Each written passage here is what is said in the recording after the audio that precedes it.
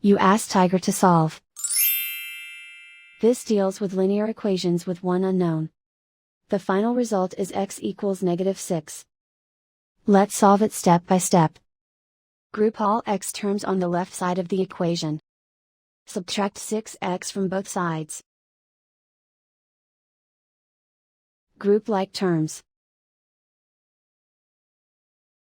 Simplify the arithmetic. Group like terms. Simplify the arithmetic. Group all constants on the right side of the equation. Add 4 to both sides.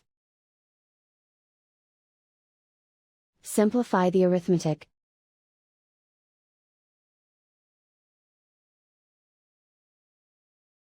Isolate the x. Divide both sides by 2. Simplify the fraction. Find the greatest common factor of the numerator and denominator.